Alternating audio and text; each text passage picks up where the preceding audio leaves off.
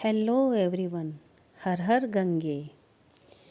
हमें भी गंगा सागर दर्शन और स्नान का पुण्य प्राप्त हुआ। हम भी रेल द्वारा गंगा सागर गए और बहुत ही हमने आनंद लिया और स्नान आदि किया। आपके समक्ष भी मैं इसके कुछ क्षण प्रस्तुत करना चाह रही हूँ। ये देखिए, हमने रेल में बहुत ही आनंद से यात्रा की और बहुत नाच गान और मौज मस्ती की। पता ही नहीं चला कि कब गंगा सागर आ गया है। रेल द्वारा यात्रा करने का आनंद ही कुछ और है। बहुत ही अच्छा माहौल, भजन कीर्तन, नाच गाना, बहुत आनंद आया हमें और बहुत ही हमने आनंद लिया। तो मैं आपको गंगा सागर के विषय में थोड़ा सा बताना चाहूँगी। दोस्तों, भारत की संस्कृति बहुत ही चर्चित रहता है, क्योंकि यहाँ पर बहुत सारे तीर्थ स्थल हैं। अभी हम प्रयागराज रेलवे स्टेशन पर रुके हैं। वहीं से हमने प्रयागराज में कुंभ के मेले के विषय में देखा। बहुत ही सुंदर तैयारियां हैं, बहुत ही सुंदर तरीके से सजाया गया है। सभी कुंभ स्नान करने के लिए ज़रूर पधारें। बहुत अच्छी व्यवस्थाएं हैं। हेलो हेलो, बहुत एंजॉय कर रहे हैं हम, मज़ा कर रहे हैं। मज़ा आ गया। अभी प्रयागराज में है। प्रयागराज के हमने दर्शन किए हैं। धरती माता को छुआ है, नीचे उतर के दर्शन किए, गंगा माता के दर्शन किए हैं और बहुत मज़ा है। यहाँ पे बहुत अच्छी व्यवस्था है। एंजॉय कर रहे हैं। Hip hip hurray, hooray hooray, मजा ही मजा, मज़ा ही मज़ा। मजा ही मजा। अच्छा खाना आ रहा है, अच्छा खाना आ रहा है। और ऐसी बुआ हमारे साथ में है तो एंजॉय। फूफा जी और बुआ जी क्या कहने बात, कहने क्या बात है, मजा ही मजा। कहने की बात नहीं है। 2 दिन से नहीं नहाए तो भी मजा आ रहा है। बात नहीं है, नहाने का काम नहीं है हमारा। हम ना तो अब हम बस द्वारा कोलकाता से गंगा सागर के लिए निकल गए हैं। बहुत ही सुंदर सुंदर दृश्य है यहाँ के। नारियल के बहुत सारे वृक्ष हैं और बहुत सब तरफ पानी पानी है। नाव के द्वारा अब हम गंगा सागर के लिए हम नाव में बैठ गए हैं। नाव के द्वारा अब हम गंगा सागर की तरफ जा रहे हैं। बहुत ही विशाल समुद्र, बहुत बड़ी नाव में लगभग 500-700 लोग एक साथ आ जाते हैं। हम टापू पर पहुंच गए हैं गंगा सागर के, और नाव से हम नीचे उतर रहे हैं। बहुत सुंदर नज़ारा है। गंगा सागर के द्वीप पर 30 किलोमीटर की रेंज में एक शहर बसा हुआ है। वहाँ पर बहुत से लोग बहुत ही आराम से और बहुत सारी दुकानें और सारे ज़रूरी सामान लेकर और बहुत बड़े बाज़ार में बैठते हैं और बहुत सारे लोग रहते हैं। यहाँ पर नारियल की सबसे ज़्यादा उपज होती है। ताड़ के वृक्ष हैं और लोग जो ज़रूरी डेली के सामान जो होते हैं वो जहाज़ के द्वारा या इस बड़ी विशाल नाव के द्वारा ही कलकत्ता से खरीद कर यहाँ पर लेके आते हैं और अपना व्यवसाय और बिजनेस करते हैं। बच्चे भी स्कूल जाते हैं तो इसी नाव के द्वारा कोलकाता स्कूल में जाते हैं और अच्छी व्यवस्था कर रखी है सारी। बहुत ही सुंदर नज़ारे, इतना अच्छा वातावरण है यहाँ का कि ऐसे लगता है जैसे यहीं आकर हम बस जाएं।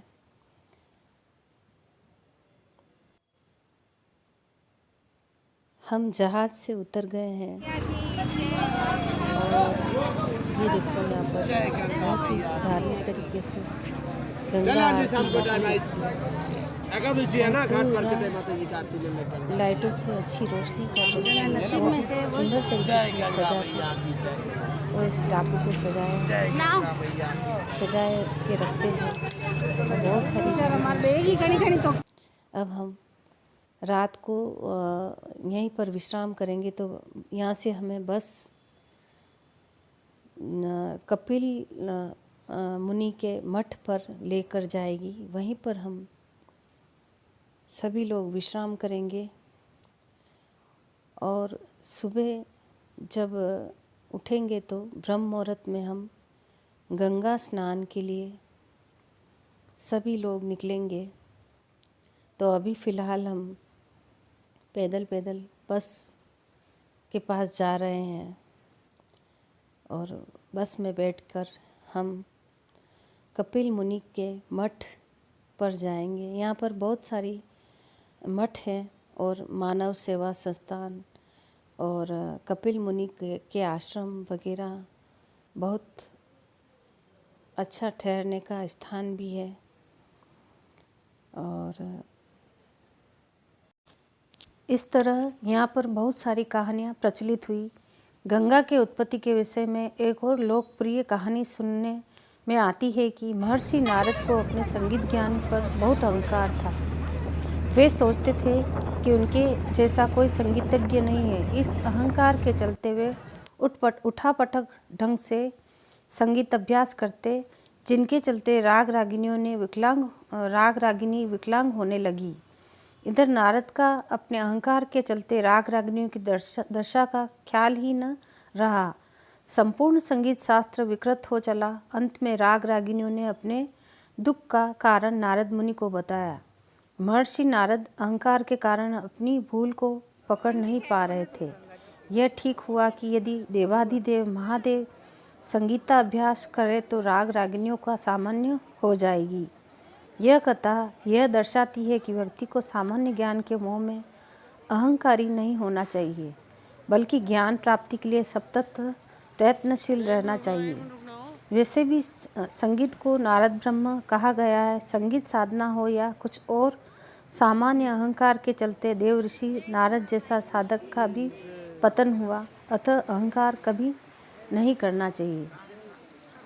इसी तरह एक कहानी और है। श्रीमद् भागवत के अनुसार अयोध्या में इक्ष्वाकु वंशीय राजा सागर राज्य किया करते थे। वे बड़े ही दयालु और धर्मात्मा प्रजा रक्षक थे। सागर का शाब्दिक अर्थ है विषय के साथ। जब हे जालन तालजल ने सागर के पिता बाहु को संग्राम में परास्त किया तो वे राज्य को अग्रि और वो ऋषि के आश्रम चले गए। इसी दौरान किसी शास्त्र ने बाहु की भार्या को विष खिला दिया। उस समय सागर मात्र गर्भ में थे। ऋषि और ने अपने प्रयास से बाहु भार्या को बचा लिया और सागर का जन्म हुआ। घरल का विषय के साथ इनका जन्म हुआ, इसलिए ये सागर कहलाए। सागर के पिता बाहु जो ऋषि अग्नि औरव के आश्रम में ही स्वर्गगत हुए। सागर बड़े होकर अपने बाहु बल और पराक्रम के बल पर अपना खोया राज्य प्राप्त किया। सागर ने हेय को जीतकर अपने पिता बाहु की पराजय का बदला लिया। उसी समय ऋषि अग्नि औरव को हेय के परंपरा शत्रु थे। अगर वो भारी सहायता दी, सागर ने समूचे मध्य भारत को जीतकर अपना साम्राज्य स्थापित किया था। महाराज सागर मुनि और पराक्रमी के साथ धार्मिक प्रकृति के व्यक्ति थे। वे ऋषि महर्षियों का सदैव सम्मान किया करते थे। एक बार राजा सागर वशिष्ठ मुनि के सुझाव पर महासाम्राज्य स्थापित करने के लिए महामेघ यज्ञ का आयोजन किया। प्राचीन काल के सभी यज्ञों के महाअश्वमेघ राजमुन्य यज्ञ हो प्रधान थे। भारत के श्रेय पराक्रमशाली सम्राट अश्वमेघ यज्ञ का आयोजन करते थे। इस यज्ञ में 99 यज्ञ संपन्न होने पर एक अति मुलक्षण घोड़े पर जय पत्र बांधकर छोड़ दिया जाता था। जय पत्र पर लिखा होता था, अश्व जिस स्थान पर राज्य से होकर गुजरे वह राज्य यज्ञकर्ता राजा के अधीन माना जाएगा। जो राजा क्षत्रिय अधीनता स्वीकार नहीं कर सकता वे अश्व को रोककर युद्ध करते थे। अश्व के साथ उनकी देख रेख के लिए शस्त्रों सैनिक भी साथ चलते थे।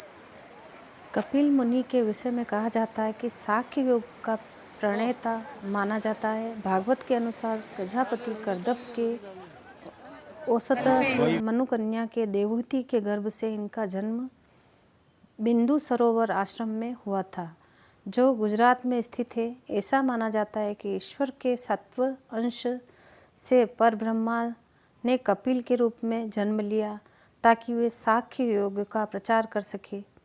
साख्य योग्य ज्ञानाचार्य कपिल ने अपनी माता देवहूति को सिद्धपूर्ण में साख्य योग की शिक्षा दी थी।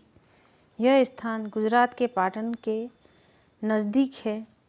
भगवान कपिल स्वयंभू ज्ञानी थे। साख्यवादियों के अनुसार भगवान कपिल विश्व के आदि उपदेष्टा, आदि विद्वान और विचारक थे। गीता में भगवान श्री कृष्ण ने कपिल मुनि को सिद्धि वाणों से प्रधान कहा था। सिद्धा नाम कपिलो मुनि कहा था। अब हम कपिल मुनि आश्रम आ गए हैं। महामुनि कपिल के ठीक दाईं ओर भागीरथ को गोद में लिए हुए प्रतिपादनी चतुर्थ भुजा गंगा की प्रतिमा स्थापित है तथा बाईं ओर राजा सागर की प्रतिमा विराजमान है। महामुनि कपिल के पास ही एक सुंदर आसन पर शालिग्राम विराजमान है, जिसे विष्णु मानक पूजा जाता है। मंदिर ठीक दाईं ओर पवन पुत्र हनुमान विराजमान है, जिन्हें 11वें रुद्र का स्वरूप माना जाता है। मंदिर के बाईं ओर वन देवी, जिन्हें स्थानीय लोग वैशालाक्षी के रूप में पूजते हैं, उनकी मूर्ति स्थापित है। साथ ही इंद्र यज्ञश्व के साथ विराजमान है। महामुनि कपिल को साख्य योग का प्रणेता माना जाता है। भागवत के अनुसार प्रजापति कंदर्प के औरस से मनुकन्या देवहूति के गर्भ से इनका जन्म हुआ है और बिंदु सरोवर आश्रम में हुआ है। गुजरात में स्थित ऐसा माना जाता है कि ईश्वर के सत्य अंश से परब्रह्मा ने कपिल के रूप में जन्म लिया है ताकि वह साख्य योग का प्रचार कर सके। साख्य योग्याचार्य कपिल ने अपनी माता देवहूति को सिद्धपूर्वक साख्य योग की शिक्षा दी थी। यह स्थान गुजरात के पाटन के नज़दीक है। भगवान कपिल स्वयंभू ज्ञानी थे। साख्यवादियों के अनुसार भगवत कपिल को विश्व के आदि उपदेष्टा, आदि विद्वान और विचारक थे। गीता में भागवत श्री कृष्ण ने कपिल मुनि को सिद्धि वाणों से प्रधान कहा है। सिद्धमान कपिलो मुनि भव। तो इस तरीके से हमारी गंगा सागर यात्रा बहुत ही आनंदमय और बहुत ही अच्छी रही। धन्यवाद दोस्तों। मैंने ये गंगा सागर पर ब्लॉग बनाया है। आपको कैसा लगा है प्लीज़ मुझे बताइएगा। लाइक और सब्सक्राइब और बेल आइकन भी ज़रूर प्रेस करिएगा।